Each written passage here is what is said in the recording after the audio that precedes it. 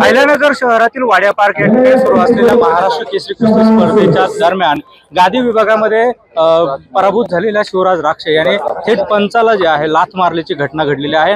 अतिशय धक्कादायक खरं तर ही घटना आहे। त्या अनुषंगाने जर बघितलं त्या ठिकाणी सर्व पंच जे आहेत ते या ठिकाणी स्टेजवरतीच जे आहे आंदोलनाला बसलेले आहेत आणि त्यांनी निषेध खरं तर या सर्व घटनेचा जो आहे तो व्यक्त केलेला आहे। आपण जाणून घेणार भावना काय आहेत नेमकी, काय नेमकं आपलं म्हणणं आहे, कारण अशा पद्धतीनं जो सुसंस्कृत खेळ जो आहे तो म्हटला जातो अशा ठिकाणी अशी घटना होते।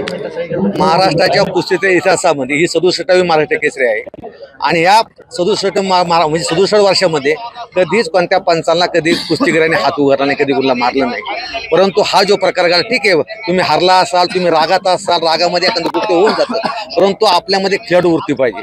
शिवराज राक्षेने जे केलं नुसतं शिवराज राक्षे नाही, महेंद्र गायकवाड सुद्धा कुस्ती संपल्यानंतर 10 मिनिटांनी पंचाच्या अंगावरती धावून आलेला आहे। कदाचित त्यावेळेस तुम्ही इकडे असाल, परंतु महेंद्र गायकवाडकडनं पण ही चुकी झालेली आहे आणि महेंद्र गायकवाड पंचा अंगात धावून आलेला आहे। महेंद्र गायकवाड असेल, शिवराज राक्षे असेल, यांच्या वर्तनाने आमचा सगळा पंचवर्ग घाबरलेला आहे आणि कदाचित असं जर वर्तन राहिलं गेलं तर आमच्या पंचांनी पुढे राष्ट्रीय स्पर्धेमध्ये, राज्य स्पर्धेमध्ये, जिल्हा स्पर्धेमध्ये काम करायचं की नाही करायचं। उद्या जर कोणताही कुस्ती करून पंचाचा आमच्या मारत राहिला तर पंच आमचे काम करू शकत नाही। मला असं वाटतं आमचे सगळे पंच आम्ही इथं बसलेलो आहोत, आमचे रामदासजी तडस असतील अध्यक्ष, आमचे सचिन जोगेजोरके असतील, या सर्वांशी चर्चा करून आम्ही अंतिम निर्णय घेऊ। सर बोलते या ठिकाणी जो प्रकार झालेला आहे तो अतिशय निंदनीय आहे, कारण प्रत्येक खेळाडू वृत्ती पाहिजे तरच त्या ठिकाणी स्पर्धा यशस्वी होतात, तो खेळाडू नावाजला जातो। या ठिकाणी आमचे जे कुस्तीगीर संघाचे पदाधिकारी आहेत त्यांच्याबरोबर आम्ही या गोष्टीवर चर्चा करू आणि एक 15-20 मिनिटात तुम्हाला आमचा निर्णय कळवू। धन्यवाद।